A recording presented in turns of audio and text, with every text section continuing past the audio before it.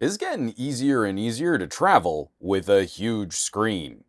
The folks at Goovis are sponsoring this video to chat about portable displays and the Goovis Art Cinema package, which includes the Goovis Art headset, a handy little HDMI adapter, and the D4H1 media player. I am a huge fan of face displays. We still need a spectrum of experiences to cover different faces and different eyes and make sure people can get the right fit for their needs. The Art headset takes some inspiration, takes some of the design of a traditional VR headset and creates a more streamlined media viewing product. It's not a crazy idea. We've been playing with cinema headsets for over a decade now. This idea has been refined, it's gotten a lot less expensive, and a lot more portable over the years. Walking around the hardware here, the Art HMD, Goovis builds this as an open view design. I've removed the head strap just for this part of the video so I can hold this up as a prop. It comes with a head strap. You'll see me wearing it, I promise. The head strap wraps around the back of your head, and there's a removable pad just for the comfort of your forehead. From this forehead piece, an arm extends to this hinged unit right here that holds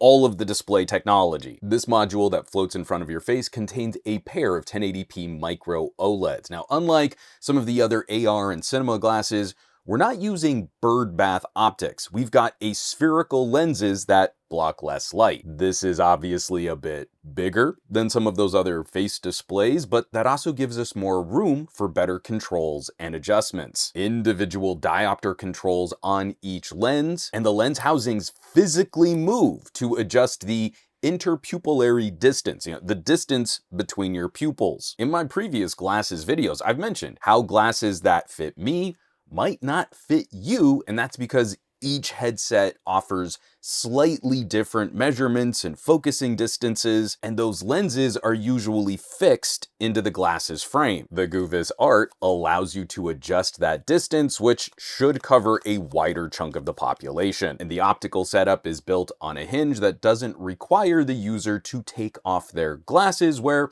other AR or cinema solutions might require lens inserts. On top of the display housing, we've got brightness controls on the right to control the intensity of the OLEDs. There's also a dedicated 2D to 3D toggle. So if you're watching 3D content, you can quickly activate that. On the left-hand side, we've got volume controls for the built-in speakers or for the 3.5mm headphone jack. Always happy to see that port because there are multiple ways to connect audio devices, which, again, we don't have the space for on other cinema glasses. There's a top-mounted USB-C in between the displays that you can use for a wireless headphone dongle. I have a couple different sets of earbuds and headphones that can use that USB-C port. But I digress. Back to the headset on that left side, there's also a handy little lock switch. Now, as you adjust the fit every time you put them on or take them off, you have to make these little wiggly headband adjustments to get the optics in front of your eyes. I was worried the same would be true of that pupillary distance adjustment also, but you can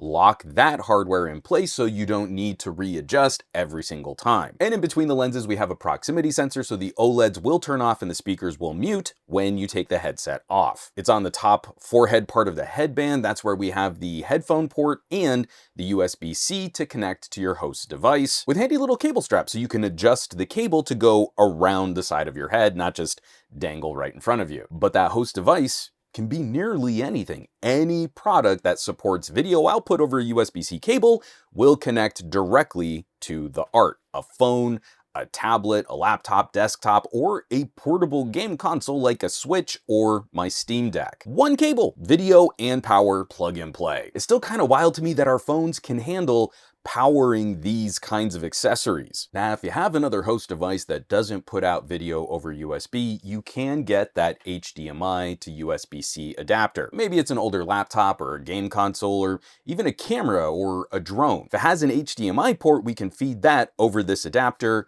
into the Art headset. It's really not hard. I think it's kind of fun to take a quick inventory over all the gadgets in your household and seeing which of those host computers might connect with a face display. But if you genuinely have nothing that's going to talk to this, or if you just rather have a separate device to handle media, Goovis includes the D4H1 media player in their cinema kit. This is a battery-powered media hub that runs Android TV and uses streaming apps like Netflix and YouTube, or you can include your own media on a memory card for playback locally without some kind of data connection. I mean, it's actually pretty cute because this is the actual streaming computer, and it can be powered over a USB-C cable, or you can add the battery dock and run it away from an outlet. The battery lasts for about 6 hours on a charge. You can charge it while using it, just a little bulkier a setup to pack in your bag. The D4H1 comes with a handy little remote to navigate Android TV,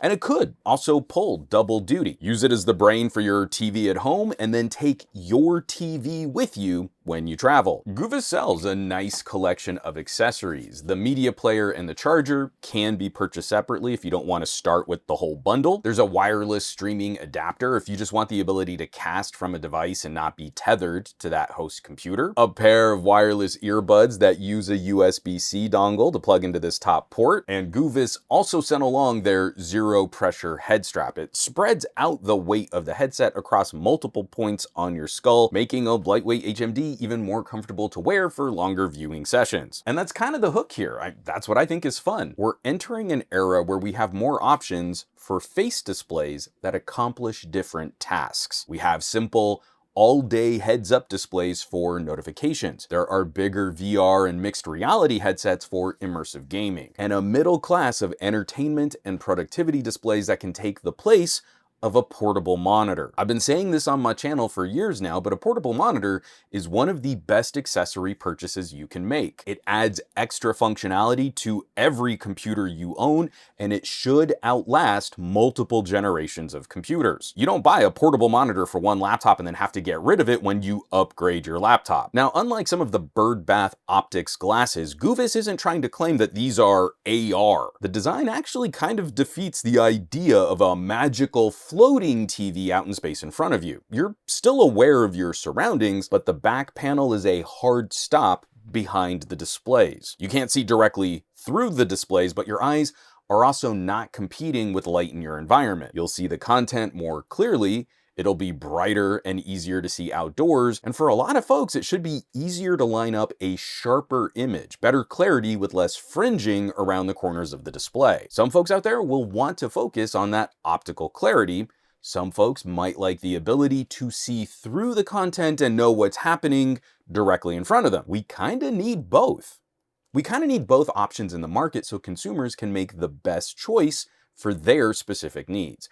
I've really been struggling with how to present the application of this technology. I worry that as I list this stuff off, it starts to sound infomercial and people just tune it out. I worry that people think they know what this might be like, but then I put glasses on other people's faces and I consistently see wild reactions. So few folks have really put their eyes into any kind of headset. This is still completely new territory. And a lot of the people I meet don't even have the language to describe what the effect is like. Any computer you own that can put out a video signal. It can give you a second screen for a laptop, or you can use it as a privacy screen so no one else can see what you're working on. It's not crazy to think that someone could be working on a laptop and someone else could be watching a movie on that same system. I get really excited about accessories that expand the capabilities of the computers we already own. You're traveling with one laptop, but doubling the use of that laptop. A portable monitor is one of the best add-ons you can buy, and a face display is one of the most convenient ways of traveling with a portable monitor. More screen makes every computer more functional or more comfortable. Next time you're on a flight, just look around at all the people around you who will contort themselves into really uncomfortable positions in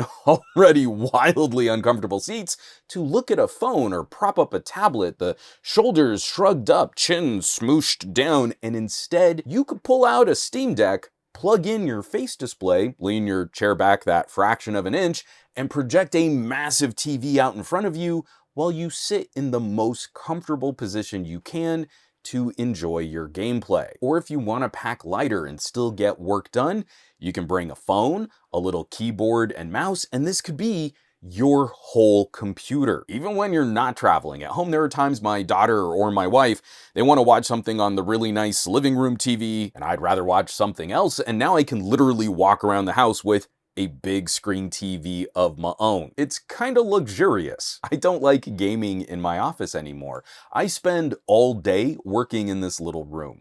I don't want to spend all night in this room for fun too. But I can run a graphics intense game from my beefy workstation and Steam Link it to another host and play it on my awesome cinema glasses. Ditto Game Pass streaming. Ditto GeForce Now. I do have a 40-inch TV in my office that I have not used in months, in part because if I watch something in my office, I'd rather be watching on cinema glasses. I worry that tech enthusiasts aren't really tapping their imagination here. They might consider one use case for a portable monitor, and they might miss all the other things that accessory can do. I think we miss a lot of the fun stuff when we get overly locked into one idea of what a gadget is. Your phone does phone things like communication and scrolling the TikTok. You could turn that phone into a portable movie theater. And I'm really not trying to trash talk enthusiasts. I just get so many of these very limited imaginative scope comments on my other videos. I can't really blame the techies because I think we've trained consumers that everything you buy is unique to one computer, and that becomes disposable when you upgrade that computer. Think of all the gimmicky accessories for phones that depend on a case or a specific camera housing, or rely on ports that we don't have anymore. So you look at a pair of glasses and you'd use them with a device that you have today, but you aren't considering how they might work for your next phone, or tablet, or game console, or laptop. But a portable monitor should last. It should outlast any one or two generations of computer or other host device while working with all the computers you own. Going with a face display, the upfront costs are a little higher than with a traditional portable monitor, but I think that's balanced by a similar longevity, and it's significantly easier to pack and carry and use in a wider range of situations. I'm never gonna pull a portable monitor out on a tiny little airplane tray, but I can have an even bigger display on an airplane that takes up far less physical space right in front of me. Really, the only gap I can see in the Goovis lineup right now, I wish they had a USB-C splitter that could charge a Steam Deck and send video to the glasses. Only a couple companies have delivered adapters like that, which can handle a little more juice. I think the portable handheld gaming market will continue to grow, and having more options to split the video signal and charge the device would be really handy. Goovis does sell a portable battery pack that does accomplish something like that, but really, I'm looking for something that's even easier to pack and carry. Just a simple cable adapter would go really well with this. And for all of the portable console manufacturers right now, can we please just jump on the bandwagon of 2 USB ports? It should not be this exciting to see a Nintendo Switch 2 with 2 USB ports, right? Get on it, Valve and Asus and MSI and Lenovo. That one is super obvious, but I digress.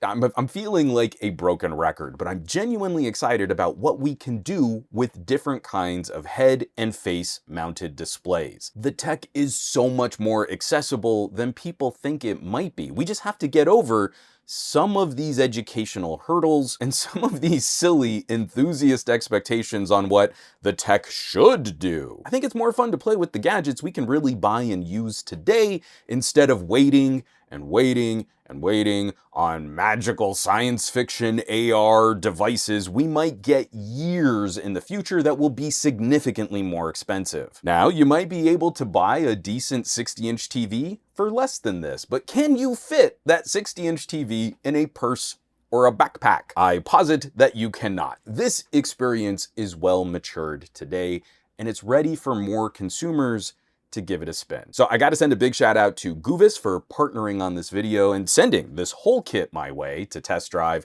share some thoughts, and continue this conversation, this educational opportunity. So I will of course leave some links down below in the description for more info on Goovis headsets and where you can shop these puppies online. As always, thank you so much for watching. I have to give a quick shout out. This list of names scrolling by on your screen, a huge thank you from the bottom of my heart. These are my incredible patrons, all of the amazing people over on patreon.com/SomeGadgetGuy. They're helping to keep the lights on here in the Gadget Lab. They're basically the coolest tech geeks in the universe, and they've helped create an amazing community that I love spending time at, answering questions, getting into discussions, and talking about the future of some of these types of products. I hope you'll consider checking them out one more time, patreon.com/SomeGadgetGuy. Now, you know where you can find me around the rest of the internet at SomeGadgetGuy.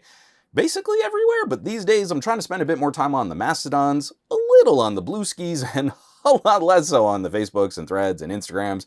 Definitely not on that dumpster fire site, and I will catch you all on the next video.